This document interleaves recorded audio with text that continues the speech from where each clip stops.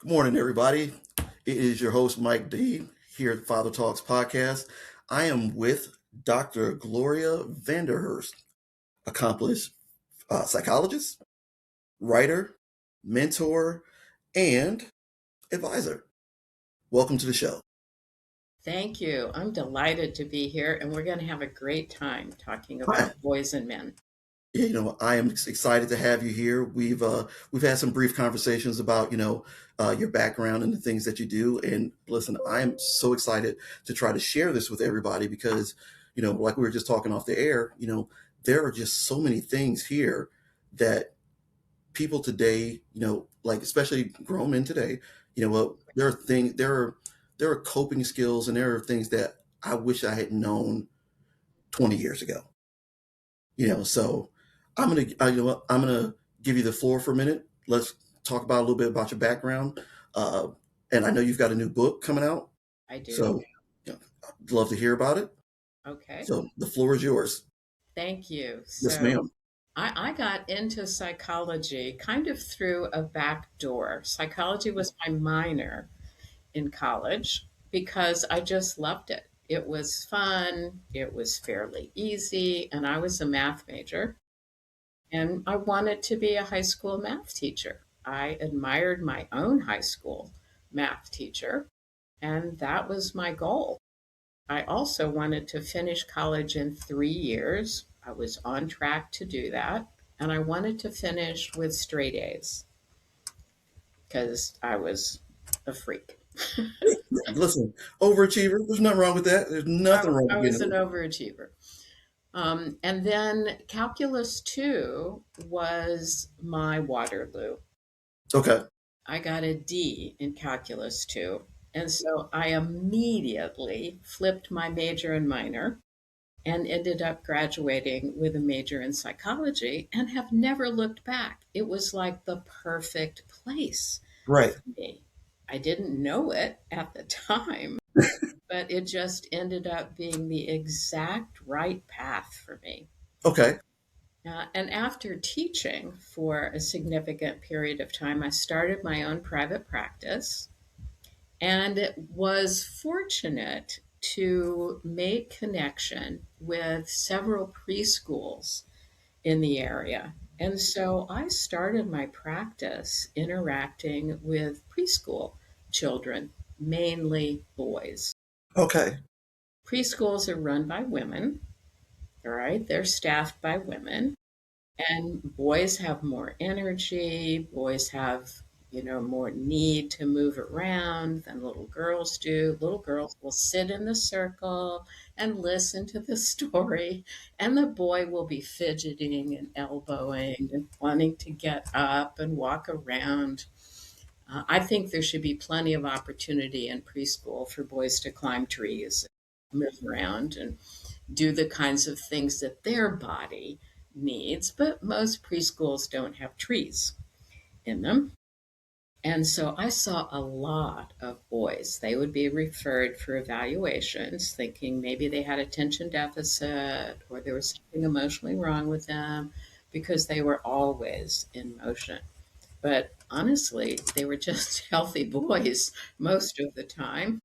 And then, as a result of working with those preschoolers, the fathers of those boys began to put themselves on my calendar because they were identified in the same way preschool, elementary school, right? You're exuberant, you move around too much, you talk too much, you won't finish your homework. And so I got an opportunity to be educated by some wonderful adult men for Okay. years. And that's why I am so interested in the development of boys and men. That's why I'm focused on educating people about the development of boys and men because they educated me. Right. Okay. So now I found that. So my oldest son, he was diagnosed with ADD, Mhm. and we found out that it's just he just needed to be doing something. So like if he could do something with his hands, Right. student, not a problem. But he just he didn't process information the same way everybody else did. That's right. But like the minute he had a project where he could do something with his hands and he was moving around a little bit, Hmm. completely focused, I mean, projects done. I mean, they're done ahead of time a lot of times. It was when he always just had to sit still and just listen to somebody drone on, you Right. know, he It's was killer. it was just all over the place. Like even putting him in a timeout. Okay, timeout was a new thing to me. It's something my wife introduced me to. You'd But be better off having him jump rope. yeah, yeah. But and that's the thing is that so he'd be sitting in the corner picking at the carpet, Uh-huh. picking at the carpet, just rocking back and forth. Like this is not doing anything to him. He could care less, That's right. about a timeout. So I mean, and it got to a point where what we found alternate ways. To I don't want to say punish him, but just to kind of keep him on track, or what to correct certain behaviors. That was it. What this was always about. And Yeah, I again, tell my attention deficit diagnosed men in particular that I believe this is really an advance, all right? mm, That this is a cognitive advance for our benefit as a culture. okay, These guys and gals with attention deficit are the ones that are doing the inventing, yes, right? They're the ones that understand how a computer functions. They're the ones that now understand Bitcoin, yeah, right? And all of the advances really have come as a result of adults that you could diagnose or have been diagnosed with attention deficit. You can just go down the list of the right, CEOs or the scientists that have made advances for us. And the majority of them are diagnosed with attention deficit. I think it's a genetic advance. right. Now, see, for me, my son and I have a little something in common with that because so I got diagnosed late, and I always found that so okay. For instance, I love to cook, okay, Hmm. but I cannot follow a recipe. Right. Absolutely. But if I watch something made, I can Hmm. repeat it almost verbatim. Right. No problem. Kids are like, "Well, how'd you make that?" I saw it on TV. You know, Right. Right. I Yes. don't write things Super down. visual memory. Yeah, and that's how I learn best. Hmm. My son, he works better with his hands. He Hmm. learns things that way.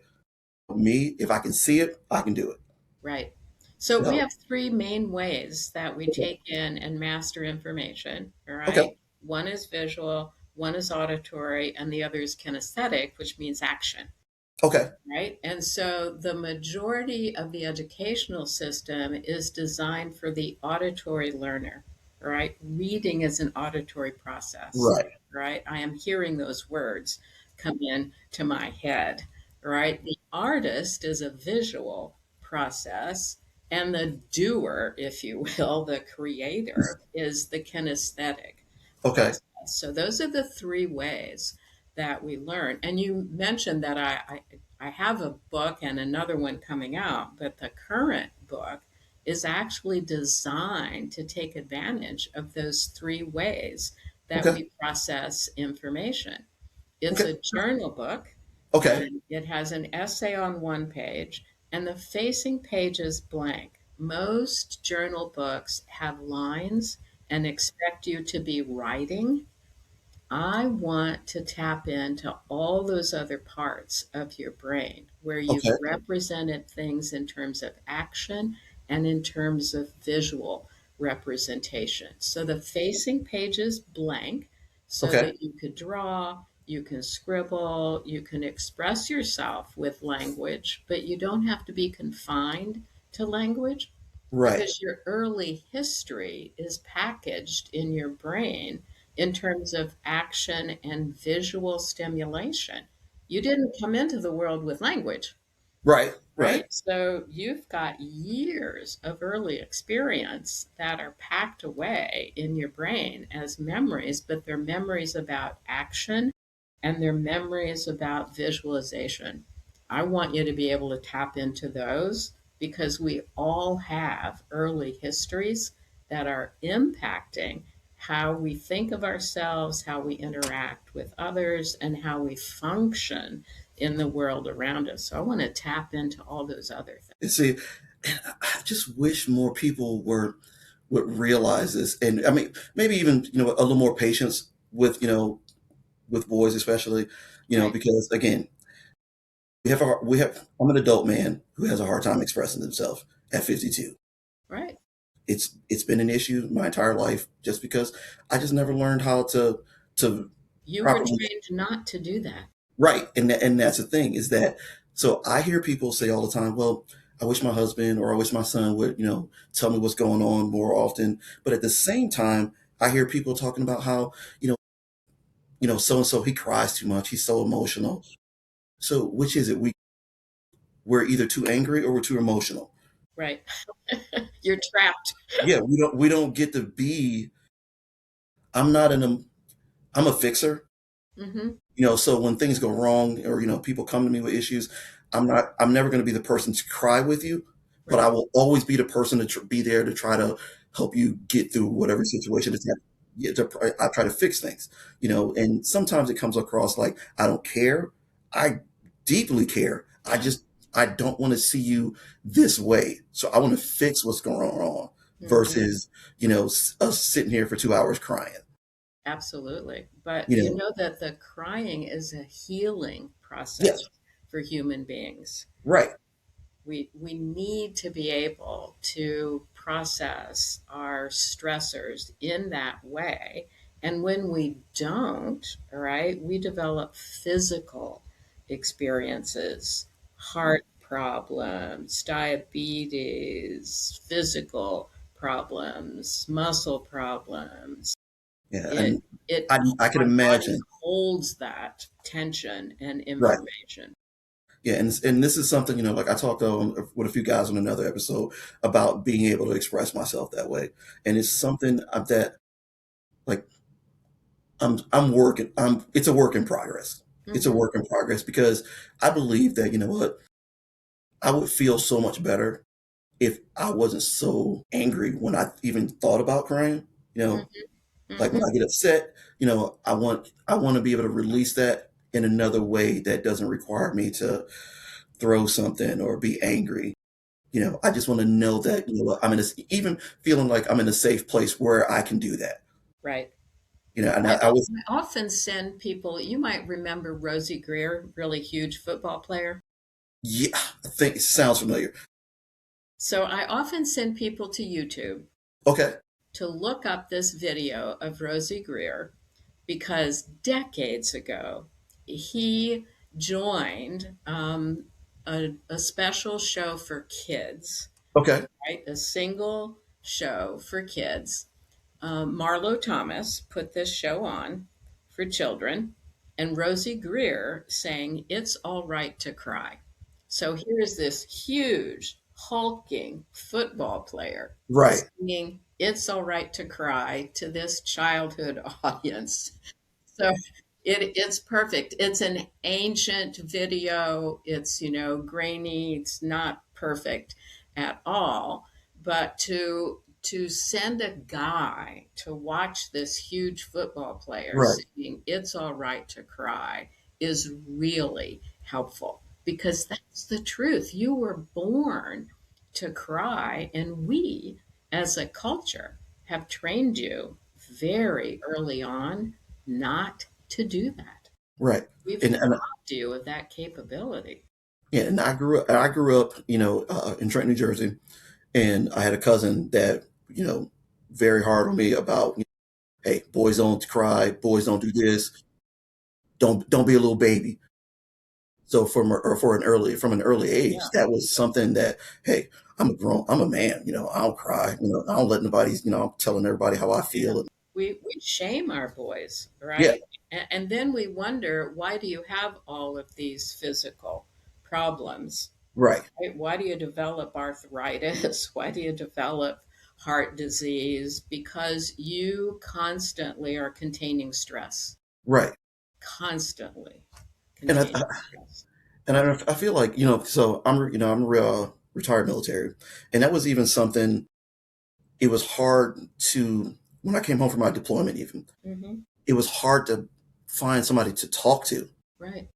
because again, this was something that not, I wasn't embarrassed or anything. It was just, there were some traumas, and literally the group of guys that I deployed with, I Hmm. would say half of those guys got divorced because there was no outlet. They couldn't No, talk to their right. right. They didn't feel comfortable talking to their significant other.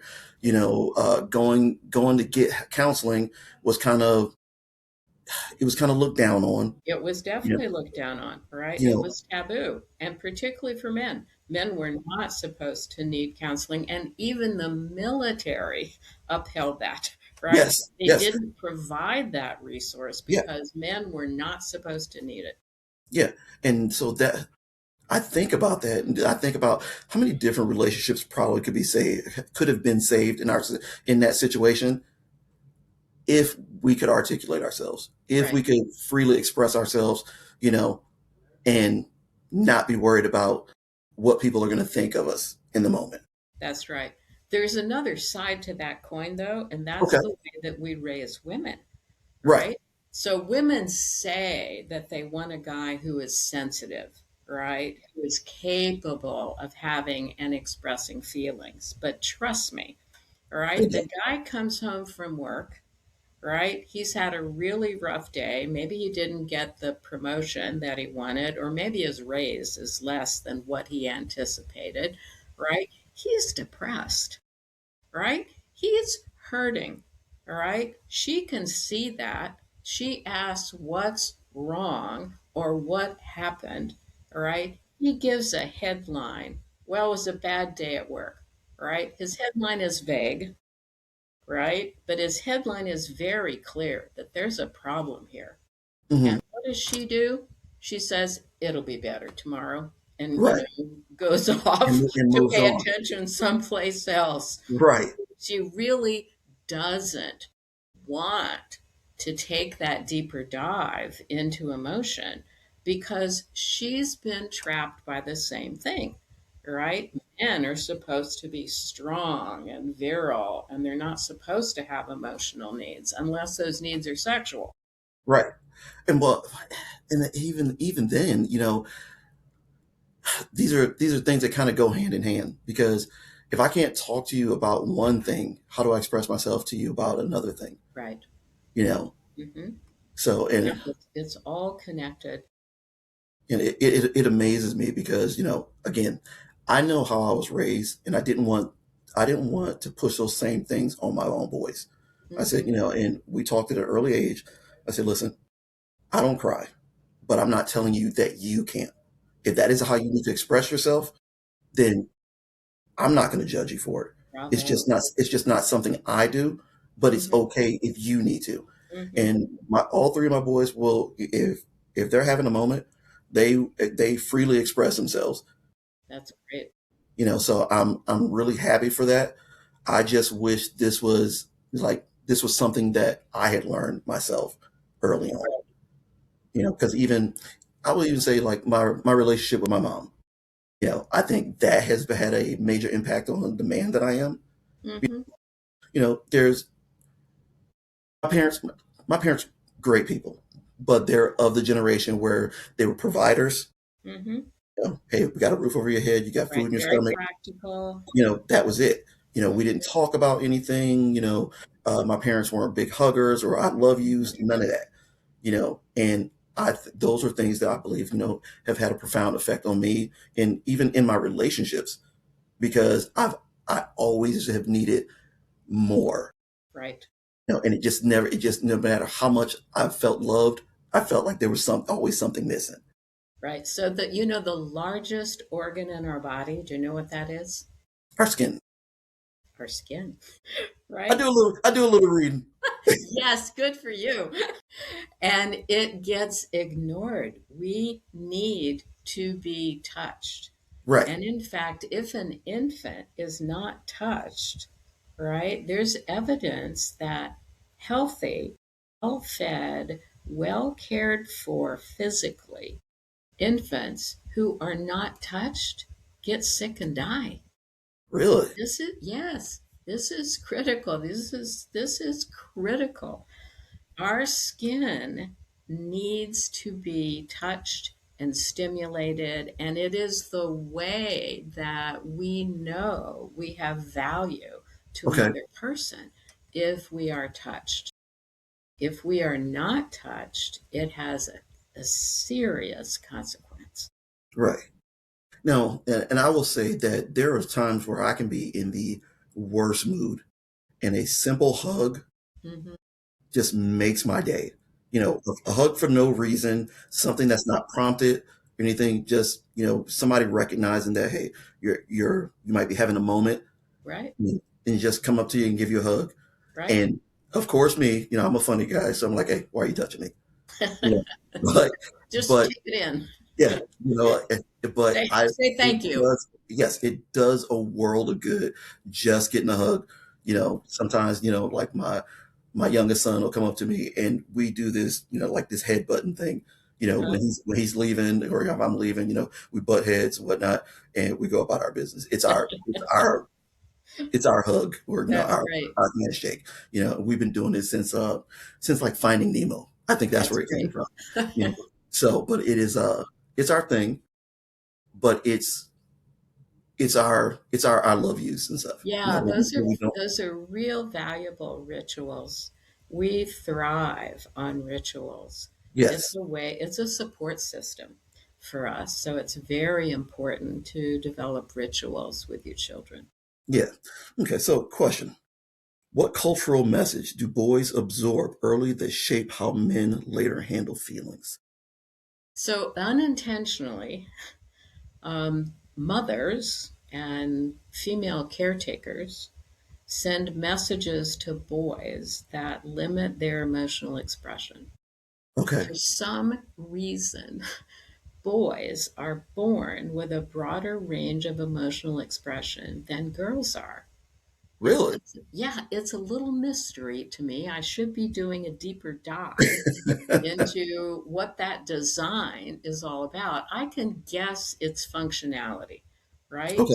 So if I put you back as a caveman, Hmm.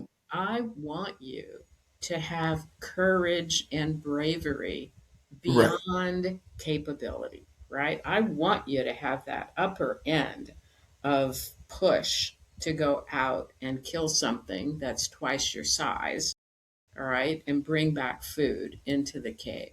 Right. So I think that broader range of emotional expression definitely is adaptive. It was necessary for the male to be able to have courage beyond what the female had in order to survive. But the thing that happens as we raise our boys is that they're raised by females. Females don't have that emotional range, they're narrow, guys are broader. And so when an infant boy expresses himself with more intensity in terms of exuberance or more intensity in terms of distress, mother reacts negatively to that. It could be very subtle, all right? Really? It could be just backing up, it could be a frown, it could be the turn of the head. Mother sends a signal that says, whoops, I'm not safe with that. I'm not comfortable with that. And emotional intelligence is the survival mechanism of every infant. They are emotionally brilliant, right? So you don't have to train them. You just have to give them one signal, Right. right? And they go, oops, that's not going to be good for my survival. So I'm going to cut that out. So infants, male infants, narrow their range of emotional expression to match the female's range of emotional expression. So that's step one, right? We do that one unintentionally. We don't know we're doing it. We're doing it. And then, they get on their feet, they start walking around, and we do the social thing that just kills me, right? We tell boys not to cry. It's horrid, right? I will tell you this very personal story. My 3 year old female, neighbor's 3 year old male, they're playing very nicely. She keeps his favorite toy. He negotiates to try to get it back. She refuses, right? And he rightly is distressed. So he starts crying and he starts heading towards an adult resource. He heads towards his parents to get help. All right, help me with this little girl over here who is Situation. Right. stealing my toy. All right, Right. very legitimate. Father whacks him in the chest, lands him on his butt, and tells him, "Don't cry." Really. We do that to boys all the time. Maybe not with a huge whack in the chest, Right. but go to any playground, go to any mall, watch the interaction when a boy is in distress and when a girl is in distress on the playground. The girl comes in distress, she gets picked up and asked what happened. The boy comes in distress, he gets asked what happened. If he gives a good enough response, he will get comfort. But the majority of the time, he gets listened to, he gets turned around. Just go back and play. You're okay. Go back and play. You're not bleeding. Go back and play. Right. And We I'm do sitting here not thinking, provide emotional comfort for our boys. right. And I can sit here and tell you right now, I'm thinking about my two younger kids, and my son always had to share things with his sister, you know, and a lot of times when he wanted to use something to hers, we were like, oh, you don't want to play with that anyway, Uh huh. you Yeah. know. So she has Yeah. always kind of gotten her way with things. And we, if he took something from her, like, why'd you take it? It's mine. Well, share.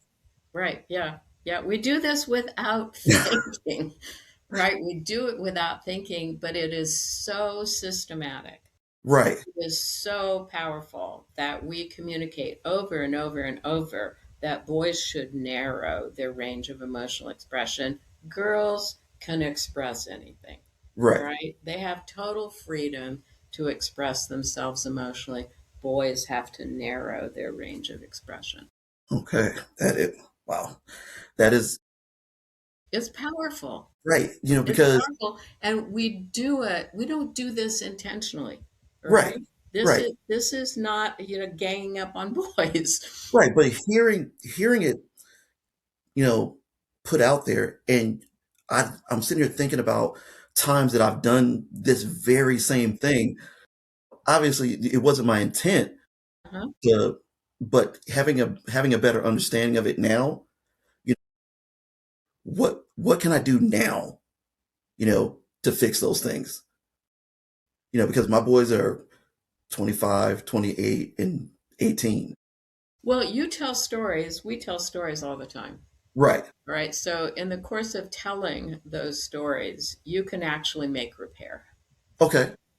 right? And that's really helpful to a guy to be offered repair, to be offered kind of the legitimate dad, aunt, uncle, grandfather taking responsibility for, I now recognize that I've done something that put a limit on you, all right? Right. Put a fence around you, and it wasn't right to put a limit or put a fence around you. Right. And then Yes. it's the boy's responsibility to take that in and to figure out, okay, what do I do with this new information? Right. And how do I expand my emotional capability now that I know I have it? And that it's okay to express myself. And it's definitely okay. And there are movements all throughout the United States. There are some wonderful men's groups Okay. developing all throughout the United States where guys are getting together, sometimes in huge crowds, Right. right? Sometimes in smaller groups, sometimes just to be listening to a speaker about emotional development and taking advantage of those, often going on retreats Okay. with other men and really learning how to express yourself, how to identify feelings that you've packed away. They're not gone. They're Right. just packed away. They're not gone. You can Well, find them. yeah, and I think that's for me, as I've gotten older, I just I want to be able to be at peace with, how I feel about certain things. Like Mhm. so recently, even when I started the podcast, so recently I started being more open with writing. Mhm. I've always been a writer, just small poetry, things like that, little small stories. But I always kept it to myself because I always felt like this is a girl Not kind of thing. masculine, is it?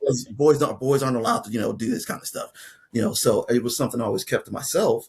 And now that I've been, expressing it more, Mhm. like I've been writing a lot more, Great. and so it's definitely something I want to continue to try to work on. It's super, right? Yeah. And just throwing it out there for the public, for everybody to read, is Yeah. also a fabulous idea, right? Yeah. Actually, I started a children's book. It is actually done. Just Good. finishing the last few, got an illustrator and work. He's helping me work out the details. That's fabulous. It's a lot of it's a lot. It's a lot. So when I listen, when I you see, you've written two books, got a third one on the way, I'm like, Right. "Ugh," I Yeah, got to just do, keep writing. you know, I'll keep it up, you know. Yeah. So moving on. Um, and again, I wrote all my questions down. So for fathers who were never taught emotional expression, where's the best place to start? I think the best place to start is probably journaling personally, Okay. right? So that's one of the reasons why I've written this journal book. It's called Read, Reflect, Respond, the 3 R's of growth and change. So, because it is hard for a male to seek help, if you first help yourself, you will find it easier to seek help. So, if I were to kind of put it in steps, I would say do some of your own work first. All right. Get a journal book, get the Read, Reflect, Respond book, and start challenging yourself to describe what you've been holding Okay. inside. All right. Find a therapist. Find someone that can really support your journey. There are excellent therapists out there, and Okay. I would guide people towards people that are trained in internal family systems or emotion focused therapy. Those are two processes and approaches that facilitate taking a deep dive into your history, into the feelings that you've backed away from and packaged up and that are kind of stored in the attic or the basement of your brain. They Right. are accessible, right? Even in utero memories, we have memories from the third trimester in utero. Our Okay. brains are functioning, and definitely we have sound memories from that third trimester. So you can tap into those memories. They're housed in your brain, right? Okay. It's like a marvelous attic. You can go digging and opening boxes and uncovering pieces of your early history. You just have to give yourself permission to get the right tool, right? Right. Find the right therapist to do that. So, individual therapy, and then do things with some groups. All right, invest in doing something with a group of men who are intentionally interested in tapping into their own emotional histories and their own emotional growth. Now, and I will say that this is I like hearing this because these are things like I want to spread the word about to other guys because I know I don't think I have one male friend, not one, who is grounded with their feelings Right, or who can freely express how they feel about something without like if we're upset about something, we turn it into some horrible joke. We're expressing right. ourselves, but Hmm. we turn it into a horrible joke, Right. you know. So Yeah, the male that takes the risk of actually disclosing something personal in a serious way will Yes. get two responses, right? Either his friend will start to turn it into a joke, or his friend will get quiet, kind of move back a bit, right? And send this body signal that says, hey, I'm not comfortable going into Right. that territory. All Right. right. And so let's just not do that. Now, they don't say that out loud. Right. But Their body language body tells you. says that, right? See, You need help as a male, and most men are not at the point that they can really help each other. right.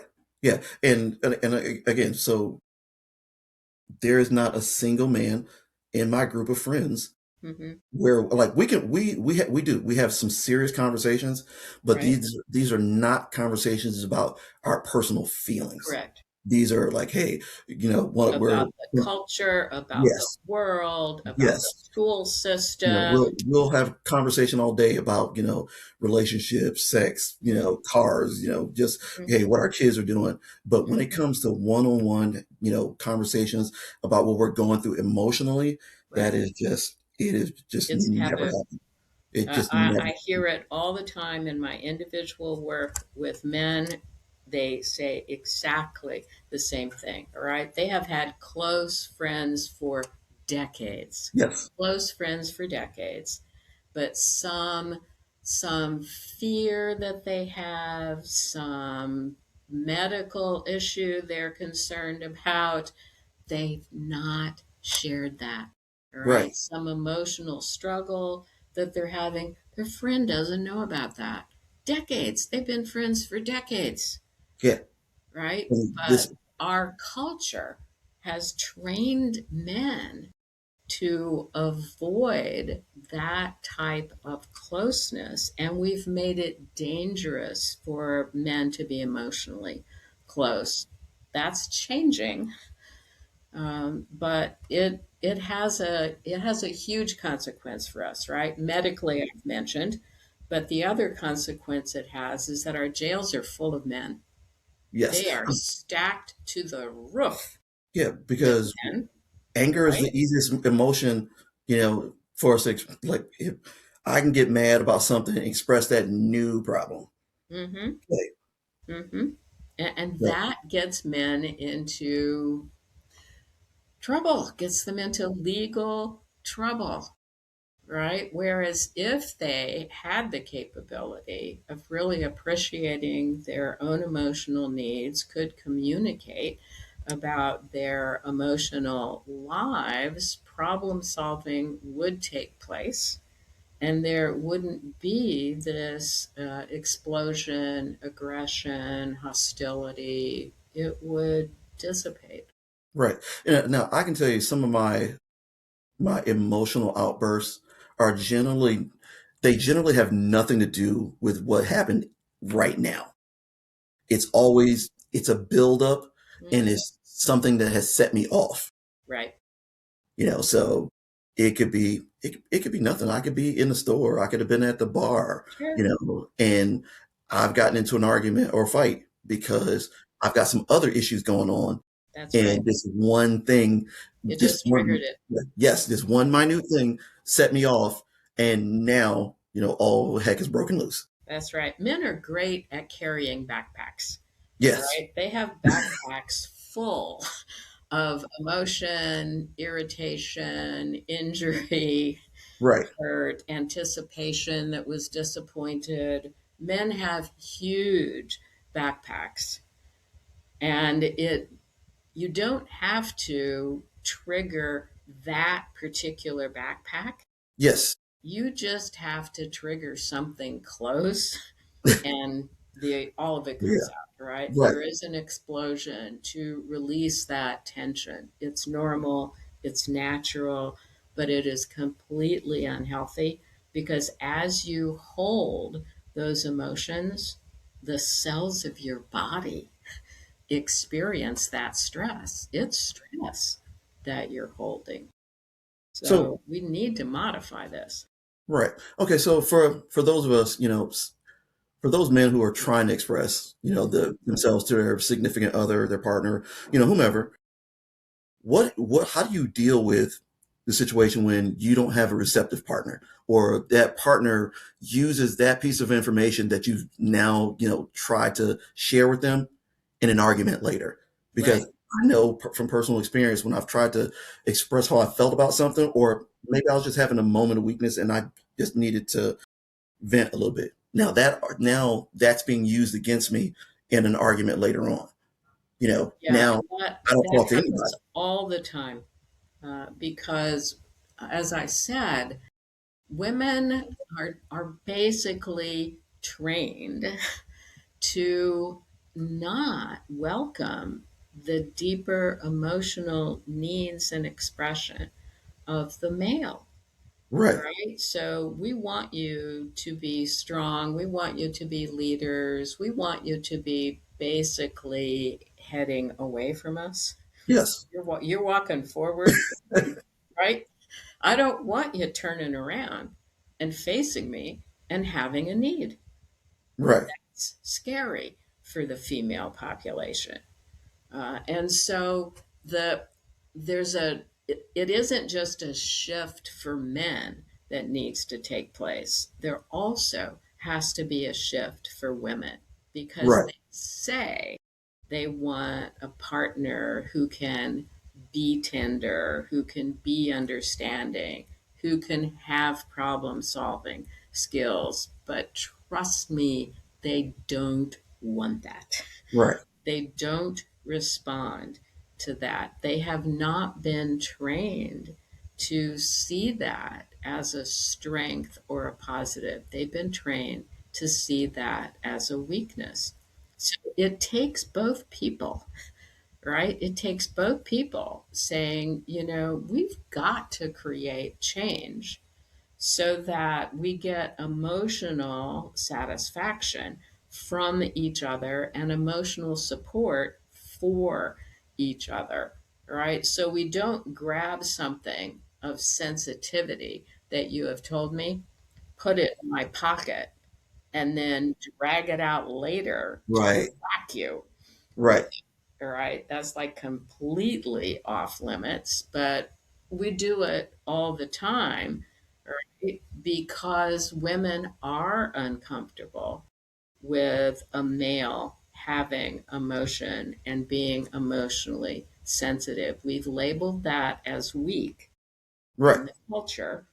But And we so want we we own want a that sense of man. as I hear women tell me all the time. I have a ton of female friends like, I just wish my husband or, my boyfriend would express himself. But I think, at the same time, I hear you say, yes, I want a man who can cry sometimes, but Mhm. I want him to cry sometimes, but not too much. Right. Wait Which a second. is, Which is if it? you're going to cry, it needs to be normal, natural, not Yes. measured Right. in order to please somebody else. It has to So, be real. right. And how do we, I don't understand how we move from point A to point B.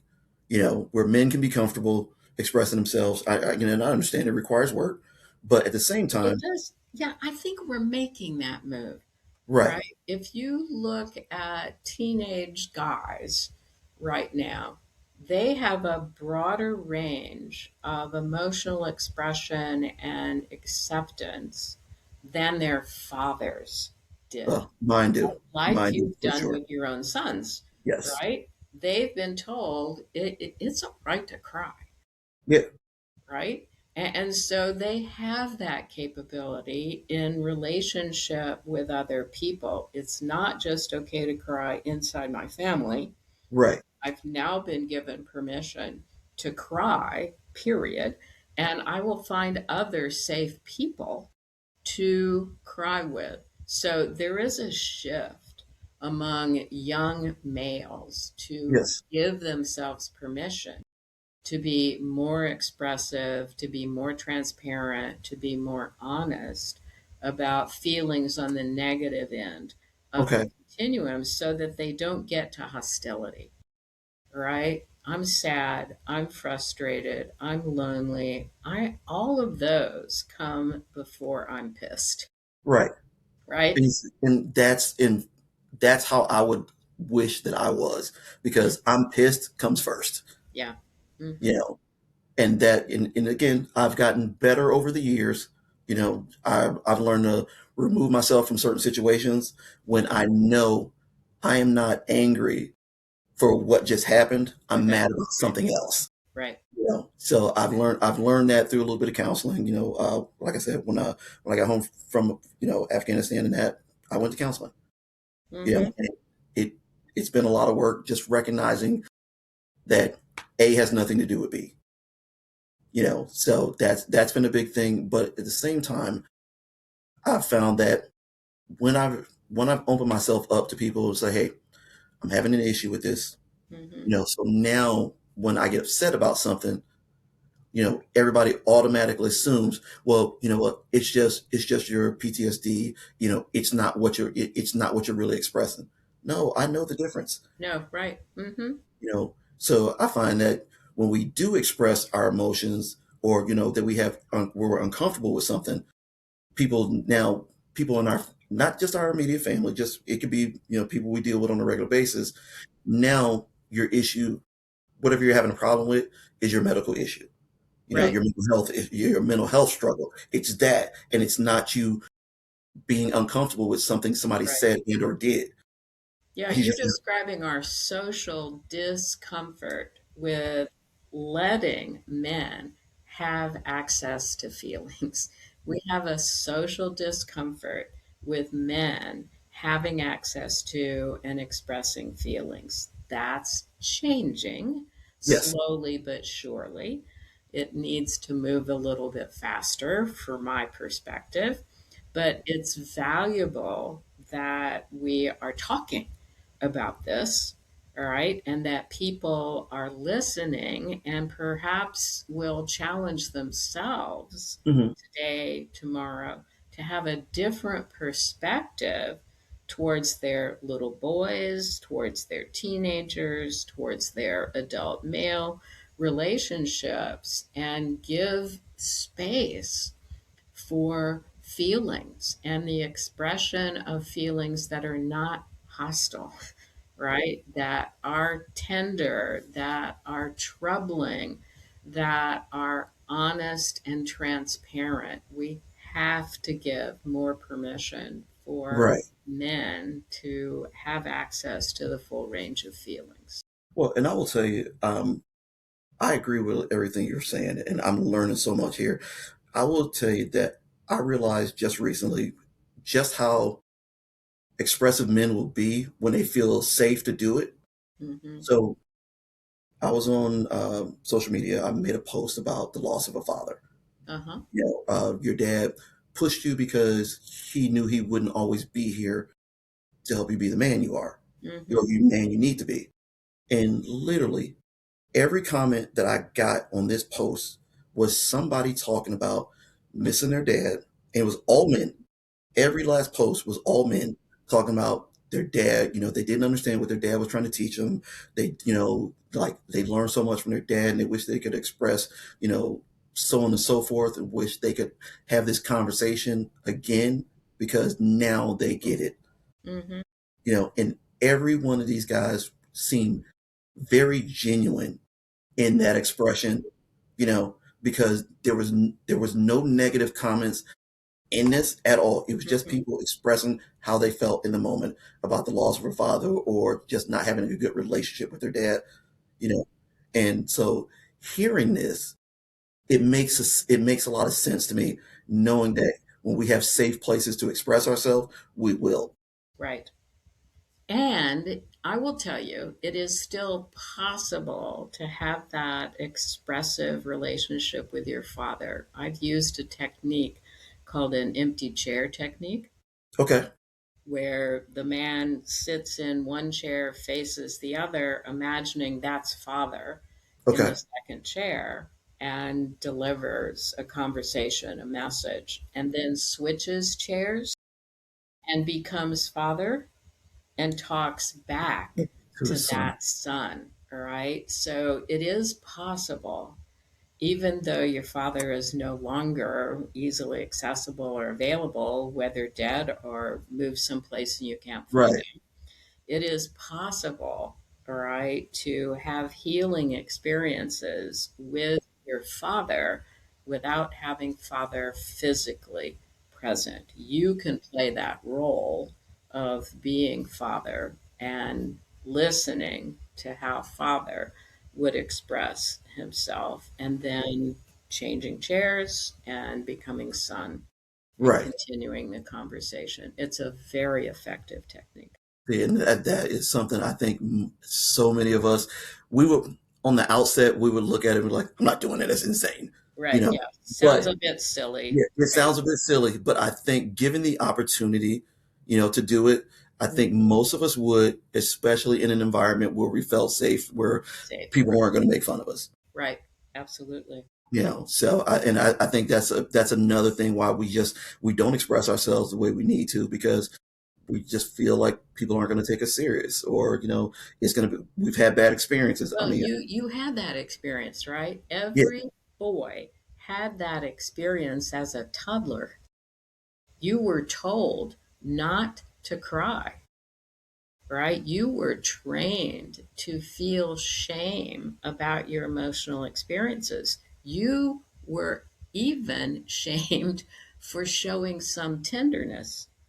yes, Right? The 3 or 4 year old boy, new baby, comes home, right? And if the 3 or 4 year old boy shows tenderness and softness towards that baby, everybody's kind of smiling, but they're, smiling with a little bit of hesitation back here with what's wrong with that kid? right.